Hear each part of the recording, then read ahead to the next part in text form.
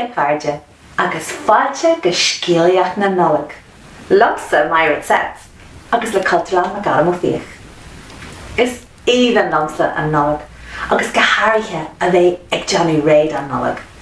Is braam a bheith crochú na máise hain, a chur papar ar na brontanis, agus ag léú scéaltaí costinní.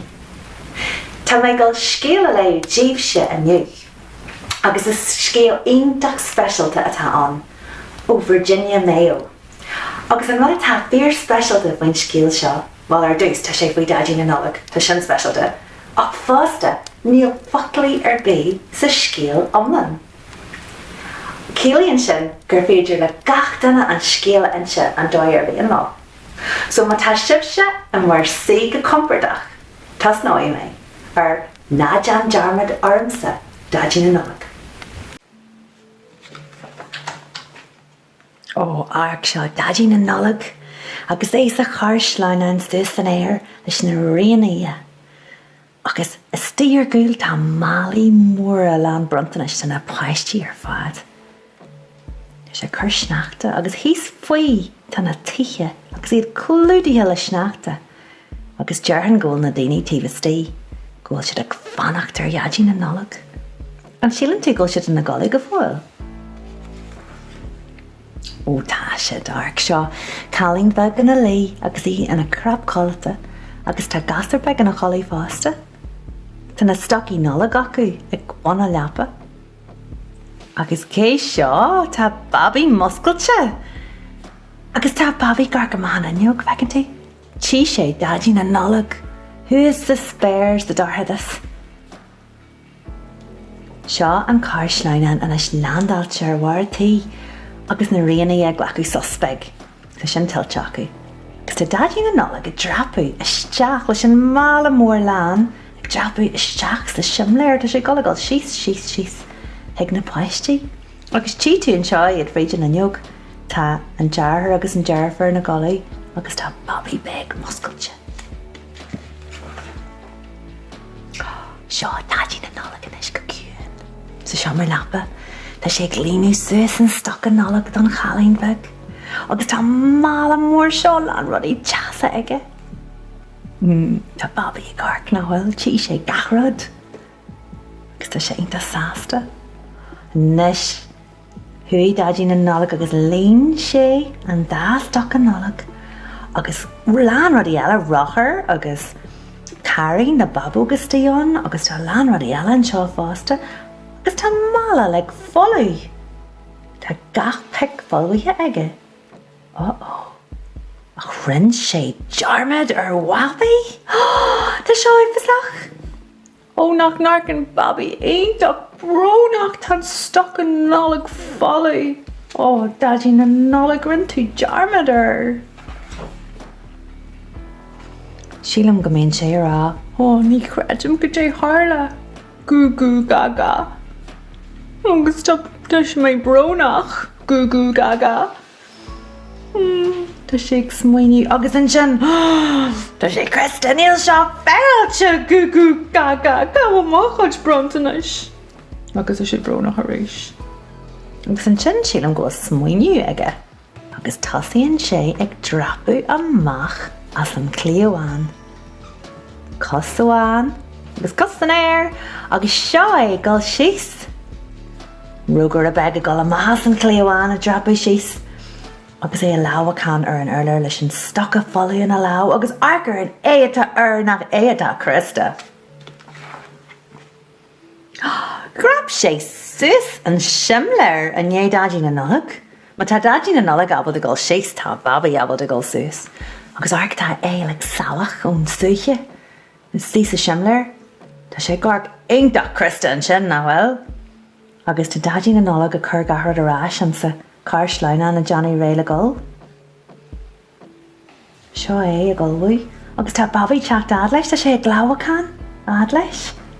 Gú gaga deir sé. Ga gú deir sé. Ó gú gaga deir sé le dadí na Nollag rinn tú dearmad ormsa. Gus sí na réanaí é?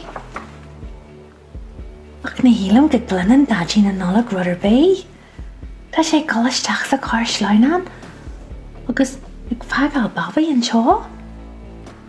Tá sé réile hamacht ach argad sé ran Bobby. Grab sé ar chúil an cáir sláineán agus tá sé coinealt grim dagan doctor an cáir sláineán. Suas an air lá agus iad ag eitilt agus Bobby ar chúil an coinealt se láha ar an cáir sláineán.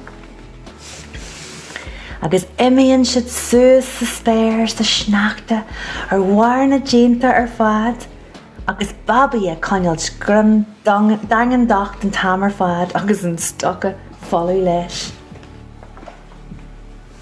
Seo iad sa darthadas go suas thar na tíche ar fad agus an seo thar an airige. Suas go ionintach ard sa spéir a másc na réalta agus an ghealach agus go fóil tá Bobby a coinealt grim dagan docht ar an cáir sláineán. A caithfidh gur béis sin an chat dearnach bhí le Johnny ag dadí na Nollag mar seo éinis ag tarlaint ag a haach haon ag teach dadí na Nollag a Lapland agus tána bléirí mór na lachrain seo lásta ag na luaracáin dó agus é ag teacht. Seo é. Agus tána luaracáin an bhfuil le fáilte chur rahah. Tugann si deach jazz teolaí de dadí na Nollag. Maithú dadí na Nollag rinn tú obair mhuir a deir siad.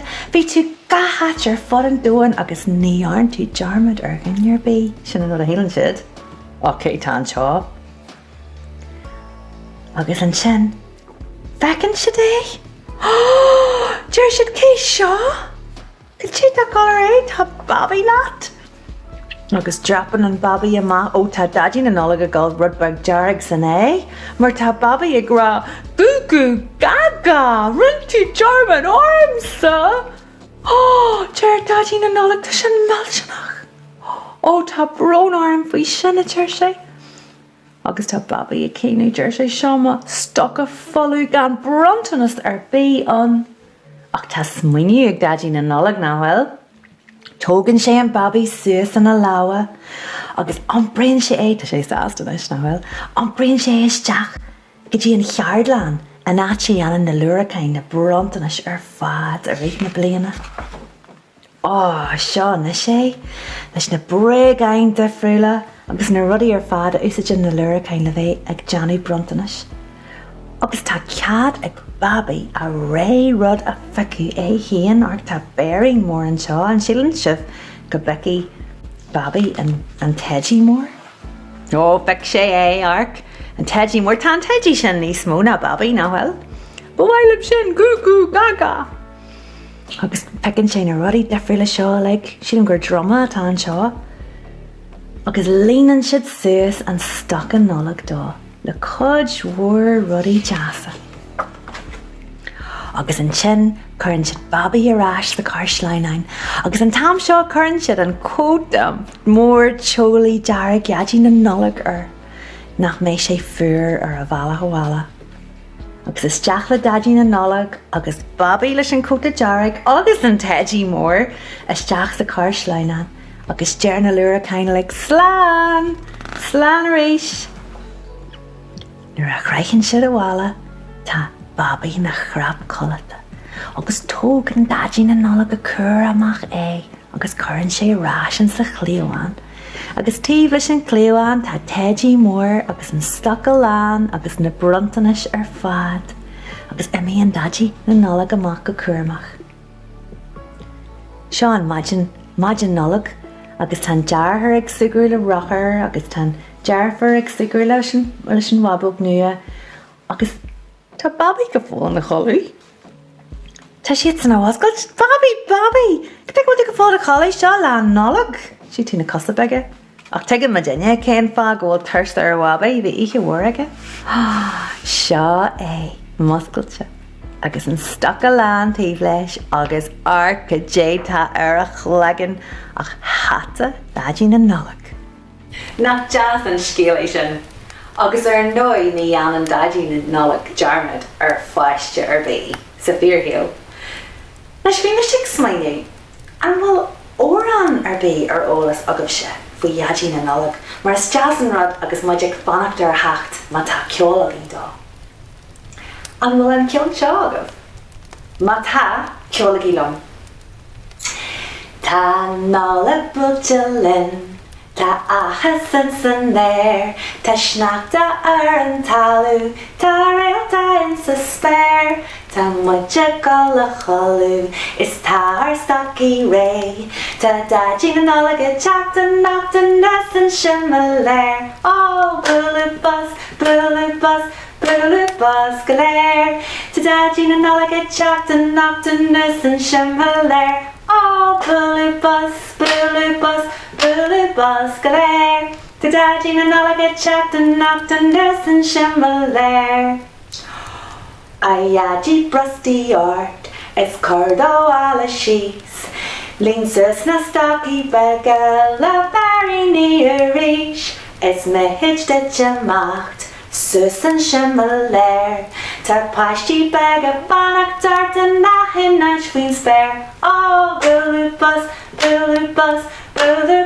glare, to daidí na nollag a chat and knocked a nurse and shimmelair. Oh, bulu bus, glare, to daidí na nollag a chat and knocked a nurse and shimmelair. My show, bulu bus Morty. Agus nollag hana.